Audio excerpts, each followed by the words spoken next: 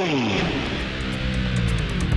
Sacramento has always attracted a diverse group of people. Coming up on City Beat, a community helps choose its police force. We have close to 130 community recruiters. I have the feeling that I'm going to change somebody's life.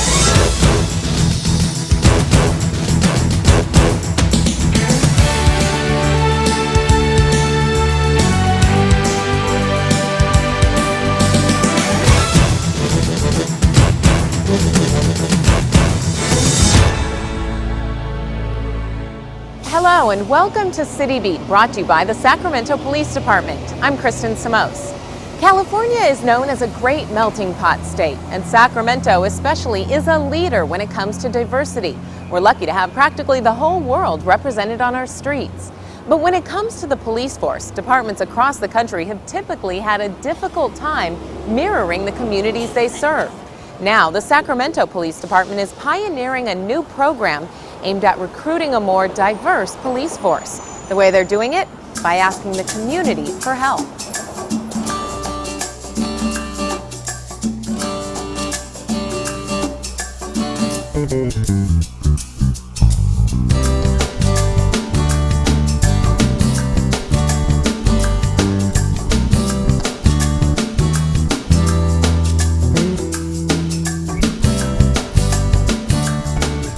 Law enforcement is about serving the people of the community, and Sacramento's a very diverse community. If you want a good law enforcement agency, you have to be representative of that community. So the more representative we are, the more relationships we're going to have with the community and the better department we will be.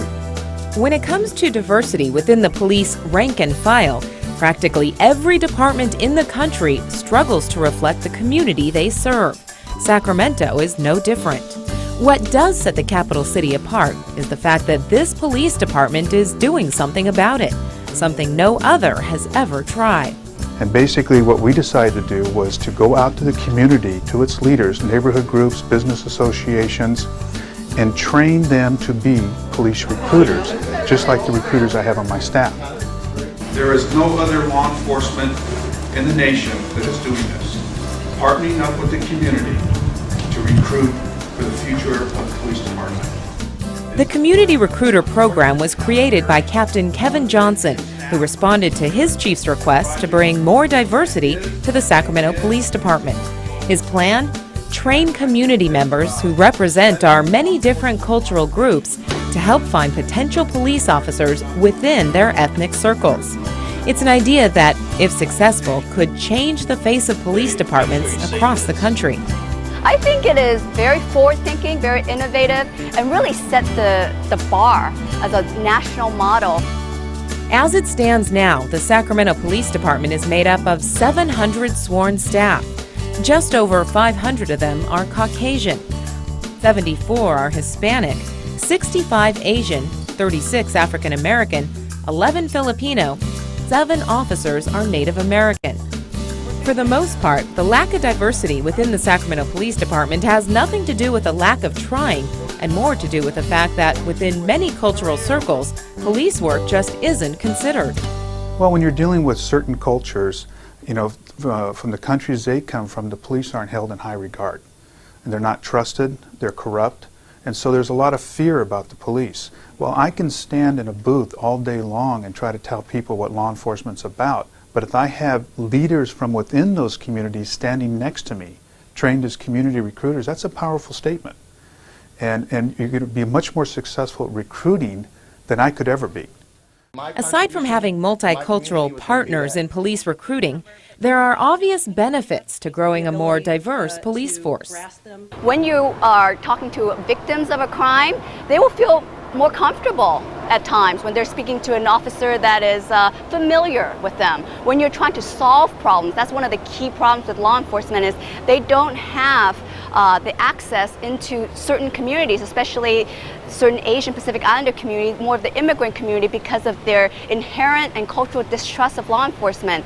They're not going to talk to police officers. But that attitude is inherent many times because of things they've heard, things they've seen. Community activist and volunteer Joe Debs takes his job as a grassroots recruiter seriously. Like others, he attended the one-day course to become a recruiter. He believes it's a program that can what make a else do you real have difference on the besides these streets. kinds of workshops? When the police department reflects the community, then you get an understanding of some of the problems that goes on in the community. You get a chance to have a relationship with people that look like you. You get a chance to learn other cultures, and then you get a chance to be a public servant. Public safety is one of the most important jobs that I think anyone can hold. Dr. Pritpal Kaur is also a community recruiter, and as a member of the Sikh community, she represents one of the Sacramento Police Department's most underrepresented cultures. As a result, the police department has minimal contact with the Sikh community. Kaur says she knows why. In my community, why people don't go to the police department? Because they think they won't be able to communicate with the person from other community. Like if somebody will see somebody is stepping out of the car, is a Sikh gentleman wearing a turban, you will have the feeling that you can communicate your problem or other person can understand you better because he or she comes from the same culture. Having an officer in your neighborhood who understands your cultural beliefs and ways of dealing with conflict could make the difference between having enough details of an incident to solve a crime and getting answers that are much too vague. This program has, in a short time, given police officials and community leaders hope for change. Already, potential candidates are taking note. I actually want to get involved in the community and actually help out my community, especially since there's not many of us in that field right now, so it will be very interesting to get into that community and help out. I want to serve the community. I want to do something for the community, and I cannot tolerate injustice. So this is the only career that I can think about. Yet it was an option he never thought was available. Police recruiters are learning. Sometimes it's just a matter of making a suggestion and knowing who can become an officer and how. What the program taught us was what is involved in the training, who is qualified or applicable for such a training. Also, the support that the recruit will definitely need in the program is very legit, it's very needed, and so to be a community recruiter is not something that you just go through a training. It takes work on your part as much as it does on the recruiter's part, and it basically lay down how tough it's going to be and also how important it is for a community recruiter, the role. Another segment police want to recruit: women. Currently only 105 of the city's 700 officers are female. The department conducted this Female Fitness Challenge in 2004 to help get women in shape to pass the physical test, which is traditionally their most difficult challenge. What many people don't realize, women often have stronger communication skills and pay greater attention to detail, traits that make them excellent officers and a prime target for police recruiting efforts. One of the unique parts of this program is that it doesn't just educate and inform, but it engages and empowers the community. When you can do that, then the 3-hour program that the community recruiters invested in becomes just a starting point of a long-term relationship that the community recruiters then can continue to work with the police department for years to come, because this is a problem that can't be solved overnight. In fact, Captain Johnson expects to see the greatest results from the community recruiter program in, at best, 5 years from now. Hardly a quick fix, but it can't be argued it's a fix that's desperately needed. Now, all eyes are on Sacramento to pave the way to greater police department diversity. What do you want to see when you look out in your community and see a police car go by? What do you want to see? How do you want to be represented? What voice do you want to have in public safety in your community? Well, we think this is the program that's going to open those doors. Another great reward for community recruiters: once they have a recruit go through the academy, they get to pin the badge on them at graduation, and then that new police officer is assigned right back into the community that they came from. If you're interested in becoming a community recruiter, or if you'd like to join the police force, check out the Sacramento Police Department's website at www.sacpd.org. Later in the show, find out why the term beating the rap has a whole different meaning to this man. Welcome to downtown Sacramento, a city that's home to so many different cultures. It was named in a 2002 study as the most integrated city in the nation. So what does that mean for our quality of life, our police service, for us? There's nobody better to tell us than Sacramento's own mayor, Heather Fargo.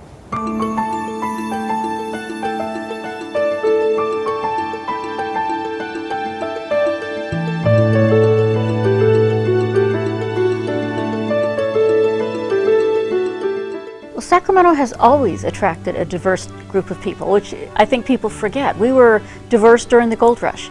Back in 1849, when Sacramento began, people from all over the world came seeking their riches, and we've been diverse ever since. For many people, when they think of California, they think Hollywood, maybe San Francisco or San Diego. But when it comes to quality of life, Mayor Heather Fargo would argue you'd be better off here in Sacramento. Today it's a great place to live. There's so much momentum in our city, and there's a lot of energy and excitement because it's changing and because we are attracting new people. People feel pretty safe in our city. They feel that it's friendly and they get a sense of community here, some of that small town feel, but at the same time it's pretty easy to get around, especially compared to other places.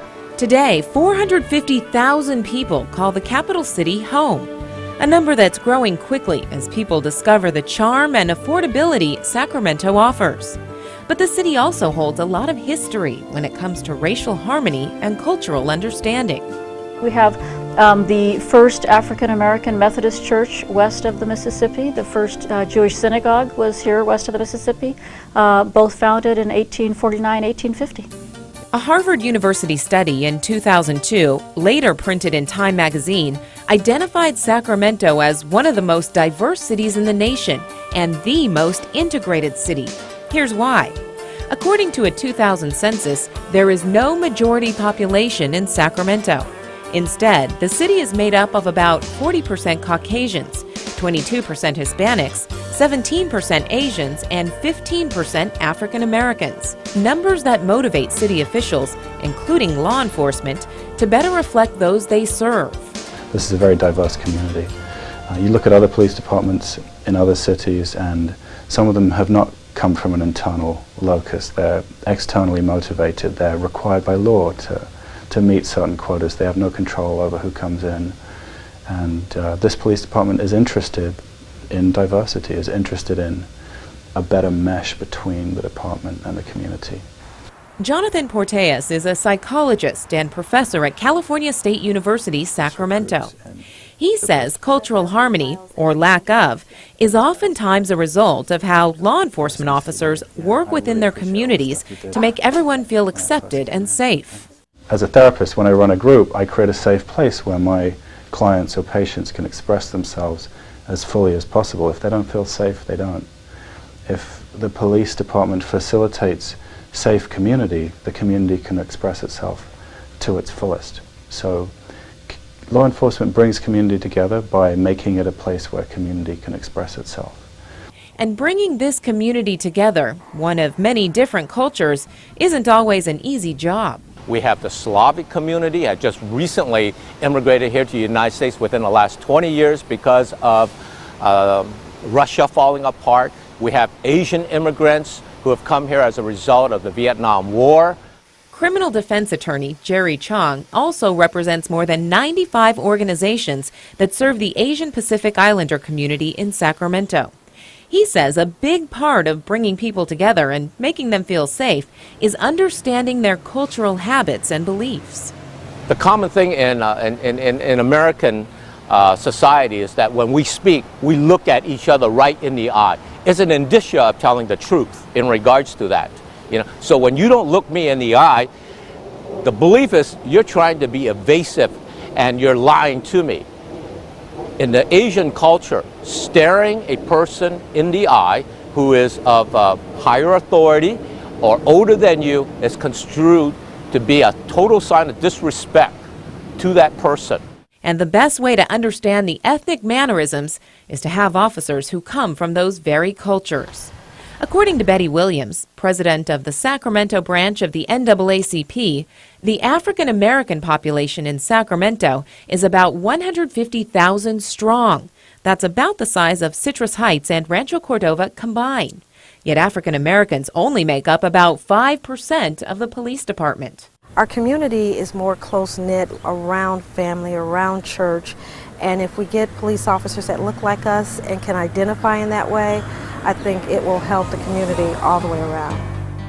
And while there are still neighborhoods that are primarily Hispanic or African American or Caucasian, as a whole, we are a community combined.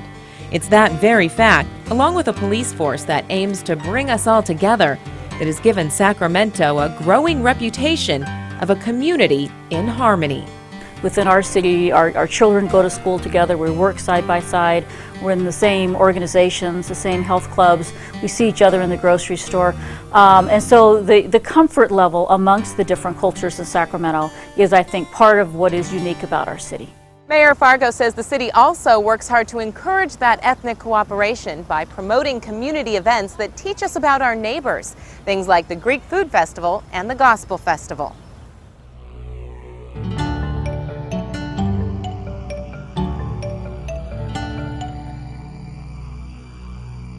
You've heard about the police department's efforts to become more diverse. Now we'll meet some of the men and women who make up the Sacramento Police Department. What challenges did they face in becoming an officer, and how did they overcome them? Let's take a look. I think I was about 8 years old. I was actually robbed of my bicycle by the neighborhood bully. And I still to this day remember that feeling. Growing up, I wanted to be in the military, and then by the time I was 7, I decided that I wanted to be a police officer. There was never the issue of, that's a man's job or that's not what girls do. The moment I decided to become a police officer almost wasn't up to my decision. The Air Force made it for me. They told me, you're going to become a police officer in the Air Force. I grew up in a small town in West Texas called Toya, population of about 100. We had one deputy that was out there from time to time, and he did not live in the town. I had a part-time job arresting shoplifters for Sears. It kind of became interesting to me, but I wasn't quite sold on police work because I had a managerial economics major that I was pursuing at UC Davis.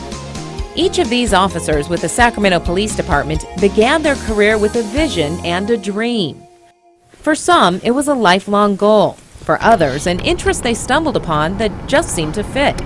But for each of them, the decision was not taken lightly. They were entering a career that was primarily made up of Caucasian men and serving a community made up of every race, color, and ethnicity you could imagine.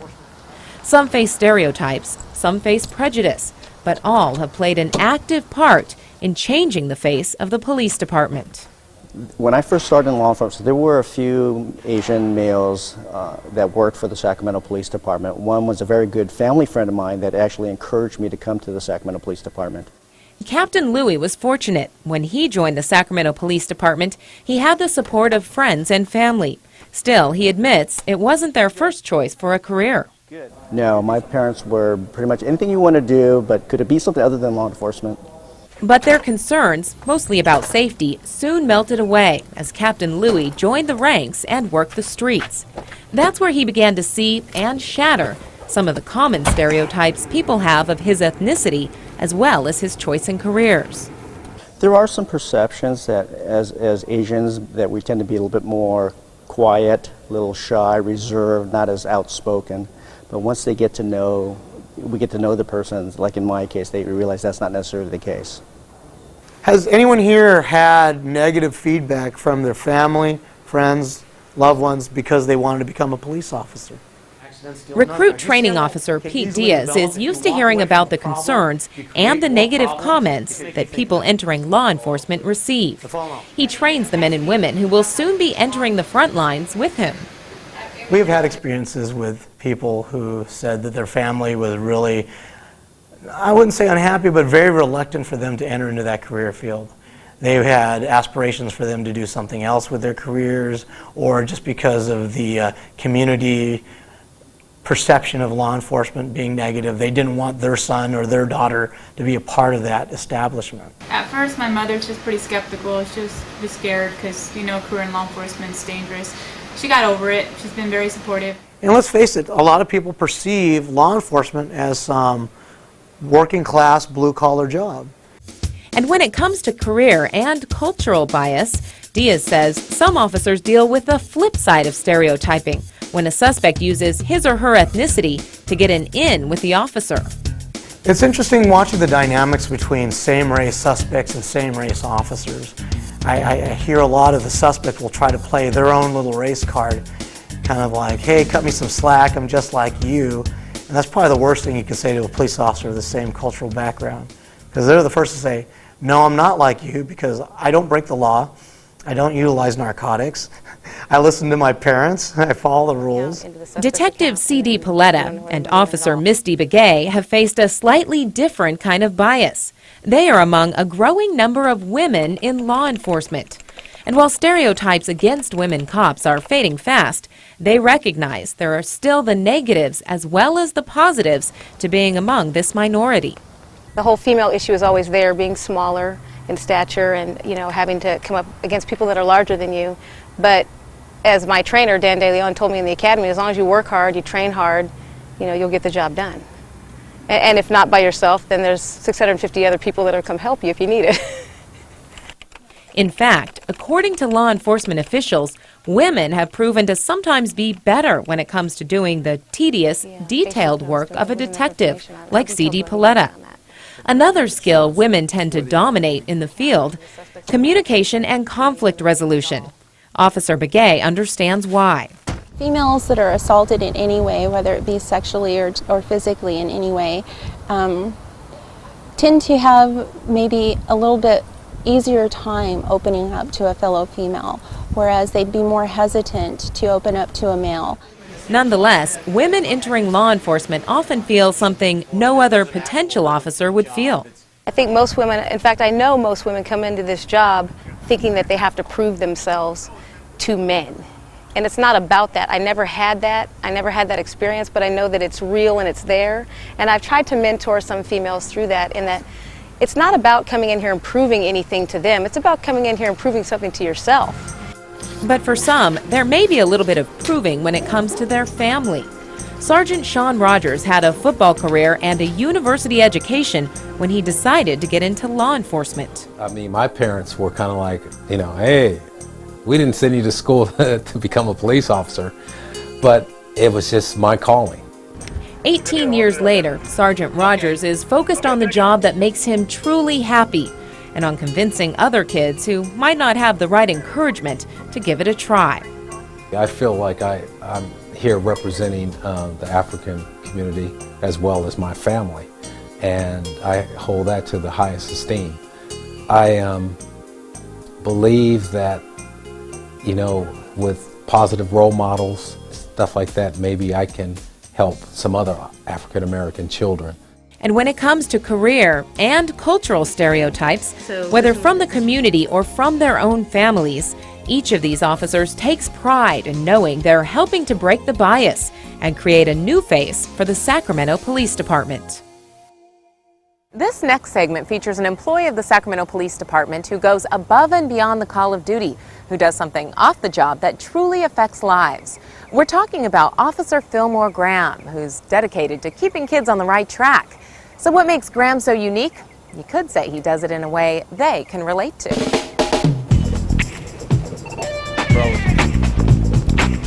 I try to concentrate on one person at a time, one family, one juvenile, one adult at a time, and that's what I base my success on. Filmore Graham has been an officer with the Sacramento Police Department for 2.5 years now. He spends his days patrolling the streets, responding to calls, and solving problems. And he says it's a place he's proud to be. Everyone that I've met on the Sacramento Police Department, they're here because they want to make a difference. They want to do something positive. And so does Officer Graham. He's particularly focused when it comes to our youth. He remembers the difficulties of being a teen and the importance of having a role model. After all, he was a kid once too.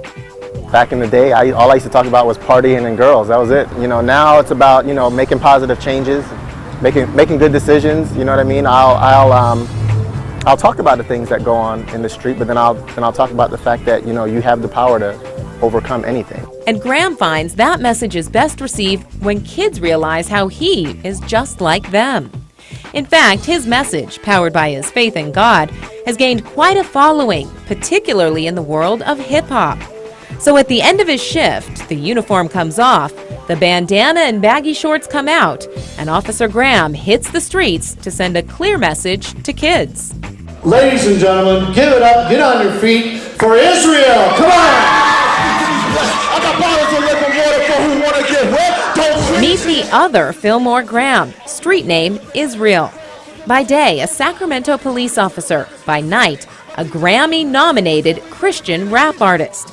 On this evening, he's performing for a group of teens at the Salvation Army's annual Youth Council, and they couldn't be more excited to hear him.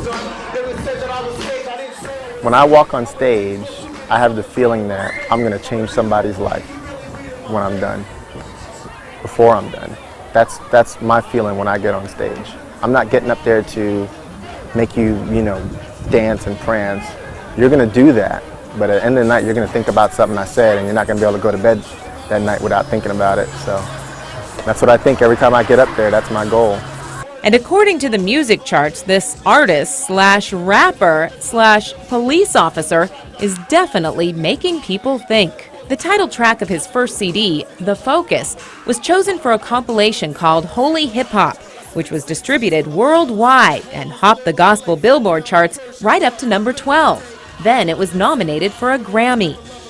Rapping is a talent you could say Graham was blessed with, but it's the way he's using it that is truly affecting some very impressionable lives. I went to a high school the other day, and I was doing recruiting for the police department, and some kids knew who I was, and next thing I know, there's 100 kids around me just to hear me say something, and I was like, that's powerful. That's powerful. If you can't see the power and the opportunity in that, you're blind. It's an opportunity he's used to not only send a positive message about life, but a message about police work too, and some of the stereotypes kids have about cops. Before you give the 300 pounds of attitude, give 1 ounce of patience and, some type of fairness. Give that officer an opportunity to be the target of your hatred before you just hate him. That's what I would say. And I would say it looks like these teens are listening. That's a trait not many adults, even those in uniform, seem to have. When it comes to Israel, or Officer Graham, this may be just the beginning. I know in the Bible it says, whatever position you're in, you're supposed to be content, but still have some ambition. So I'm not comfortable. There's a lot of things I want to do. There's a lot of things I want to do in the department. There's a lot of things I want to do, in the music. So just got to keep going. Y'all having fun or what, please?